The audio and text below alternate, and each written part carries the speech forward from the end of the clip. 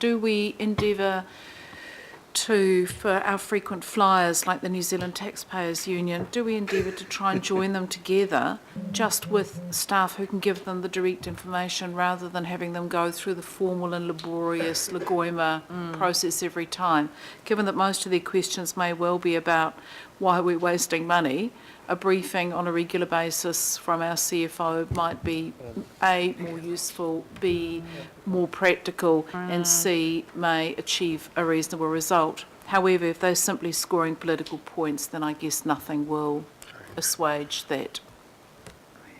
So the question is, do we try and plug them together with the right people? Yeah, come on. Through you, Madam Chair. So recently we have been able to direct, there's two strategies here. So one is we have had a few charging conversations with that group, and that has led to the refinement of certain requests. But you would also notice that there is a transparency drive within Council, and we are proactively publishing a lot more information. And some of the recent requests from the NZTU has been referred to information that's already on our website, which has lessened some need for processing some information. That's great. Thank you. Member Taipari. Tēnā koe, Madam Chair, ka nui te mihi ki a koutou i ngā mema o te kaunihera. All of them. Nā ka nui te mihi ki a koutou i te kaipaka haere e tēnei kaunihera. Just about more than one question, Madam Chair. In the two matters that were raised in the around the planting on Maunga Keke and the Ethnic Peoples Advisory Panel, just in terms of the Maunga Keke one, wasn't it surely more of a Auckland impact as a whole rather than specifically Māori? And if you've taken it as specifically Māori, why have you done that? Yes, thank you, Member Taipari. Taipari, I should say, sorry. Yeah, what that section there in the report actually is talking about is either for or on behalf of Māori or including Māori participation. So it was really emphasising the point, yeah, that as you say, those are both initiatives which are for the benefit of the entire region, but it did actually involve Māori participation to actually ensure that we actually achieve the best outcome. So it's for or on behalf of, yes. So I take it that because they participated, that's a positive impact? It led to a better outcome, yes. In terms of the Ethnic Peoples Advisory Panels and the engagement forum on the 30th of April, what was the result of that in order for that to be a positive impact for Māori? In detail? Yeah, look, sorry, yeah, I can't get any more detail than what's expressed there. That was actually just one that the organisation believed was of benefit, so I can provide more information if you'd like to directly tie that into some of the outcomes we're trying to achieve. Well, I would actually, because I just don't understand that and the way it's been written, and you know, of all the highlights in my view, those two have been plucked out and put into a Māori impact statement. I'm a little bit bewildered. So just going to the performance measures, and then on page 67 it says in attachment A, bottom of the page, number 3, Mana Whenua's satisfaction with Council's stormwater management continues to be challenging. What's the challenges there, please?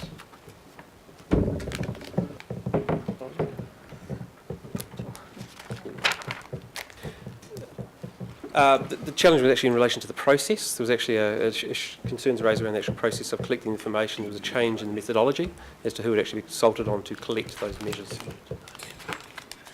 Just say that again.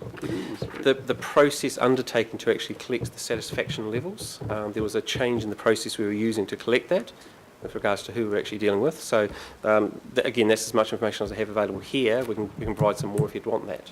But it was a change in the process as opposed to what may be implied as it was actually challenges with Mana Whenua themselves. Well, that's certainly, maybe, that's how I read it actually, and maybe that could have been clearer. Yes, okay. Yep. Just in number 28, page 70, percentage of successful funding applications when the main beneficiaries Māori organisations. It says 5%. I guess my question really is, what was the overall application percentage? You know, you say 5% was successful, target's 12%. What was the overall percentage of applications? Yeah. No, I have to get some more detail on that one as well, sorry. Okay, I see again on page 28, third from the bottom, number of formalised arrangements with Māori per annum that provide for management of specific cultural sites within regional parks. So they've got that. And then they got on the following page at the bottom of the table, proportion of mana whenua satisfied with the engagement in the kaitiaki and stewardship of parks and reserves. I sort of hard to try and correspond that figure. Like one says 4 have formalised arrangements around parks and reserves, and then in another one it says 0 of 19.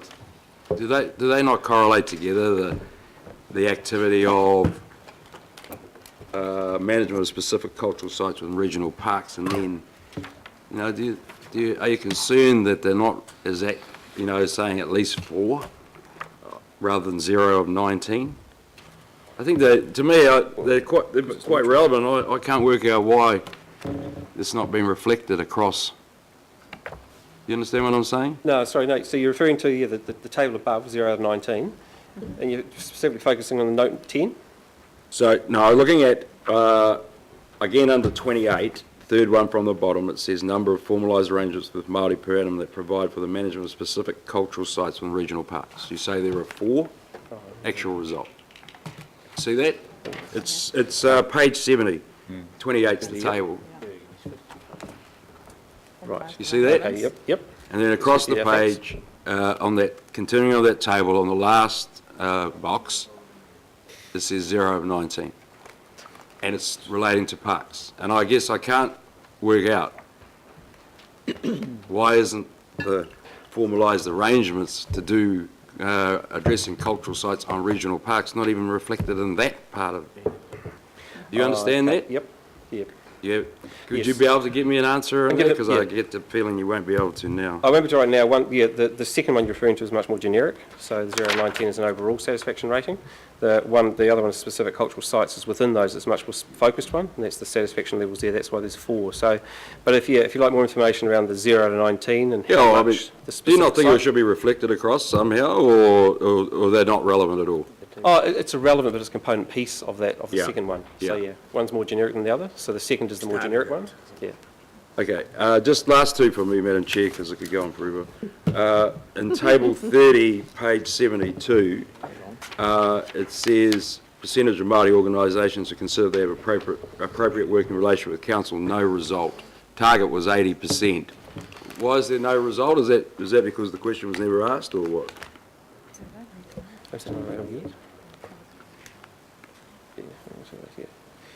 Okay, yeah, now, that's when the survey's undertaken every second year, so it wasn't available for this year. Okay.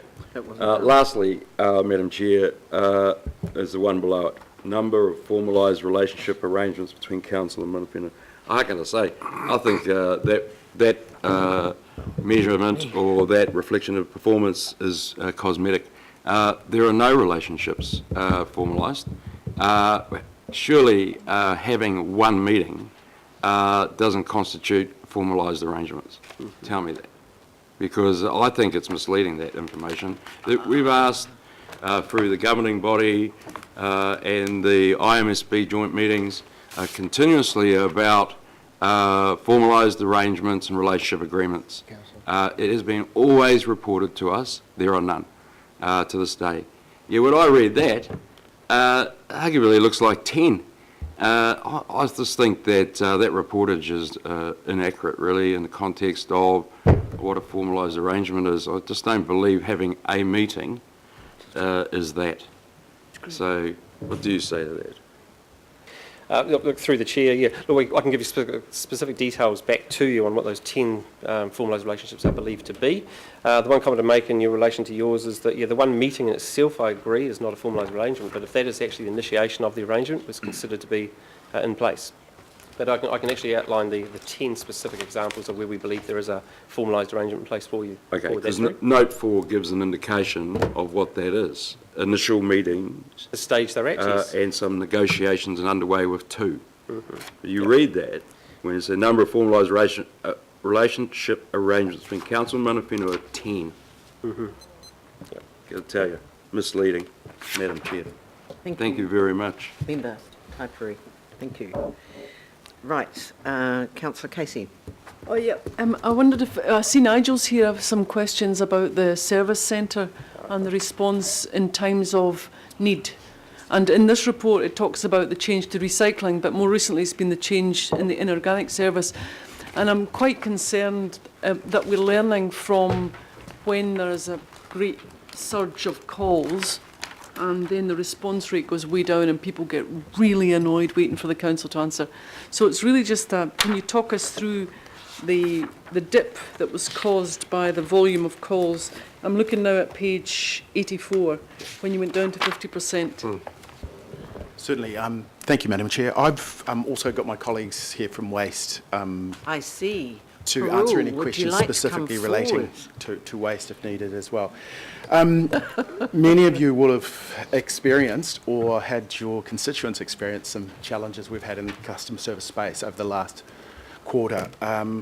We have had 50,000 extra inquiries above what was expected, mainly due to some challenges we've had with the waste rollout. It's been continuous since January, since the inorganic collection started. So I think my colleagues from Waste can probably talk to you about the specific issues that they had, but it did cause an influx of calls, and that continue to come through. As I said, 50,000 on top of what was expected is significant.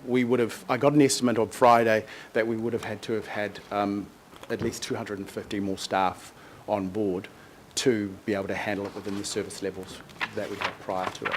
So it was a significant event. I've never, in my time in local government, seen the levels of calls that we've had.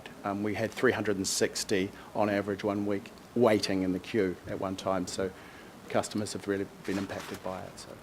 So how did you respond? If you needed 250 staff, what did you actually have and what was the average waiting time? We had an additional, I think, 14 for the campaign that we estimated, which would have been the normal expected increase, because we do get normal calls coming in for waste. And we had, I think, an extra 7 permanent employees that we've recruited to handle the change in waste and with management of that. For something like this, the events that we had happen, which were related to the incorrect mail-out addressing and the actual rollout. Can you just tell the councillors about that? Because it certainly affected my ward. There was 2,000 houses who were wrongly advised when their pickup was. Yes. I'll hand over to Ian. Thank you. Through the chair. There are 2 big service rollouts here which have had, I guess, different spikes in calls and contact with the business and the contact centre. So the inorganics, as Nigel said, we anticipated that as a new service being rolled out, we would need extra staff. In February, when we launched the region-wide service, we had about 10,000 contacts in the month. A chunk of those were around actually booking online, booking over the phone. As a rule, about 70% of bookings have been online, but the remainder have been via the contact centre. More people are booking online, so we've seen a reduction. So since February, when we had 10,000 contacts, that's now gone down in July to just over 5,000. So we have got on top of those initial spikes. And yeah, they were down to significant change in the methodology, so new booking system, the booking tool, some confusion around how to book, so that attracted a lot of calls. And yes, there have been occasions when we have sent out a leaflet drop and it's been dropped in either the wrong area or has got the wrong date on. We are clearly working closely with the contractor to make sure that doesn't happen. We've also changed the amount of communications we've done, so people now can book at any time, whereas before we had only a short window of when residents could book. And also a lot of people, although they were getting a flyer, they saw it as junk mail and weren't reading it. So we now put each of the flyers in an envelope, and we're getting a much better response to that. How many households were wrongly advised of their collection? I don't know the exact figures. It will be done on an area basis, on a weekly basis. So we send out a leaflet to a particular area in a week. So if we get it wrong, it would be in a particular area. Sorry, I haven't got the number off the top of my head. Oh, it was 2,000 in Mount Albert. I just wondered where the other area was and how many households were affected. Okay. Yeah, sorry, I haven't got those exact figures. It's just, can you tell me, Nigel, what was the longest wait, of your spike, what was the longest wait that any ratepayer had phoning the council about anything?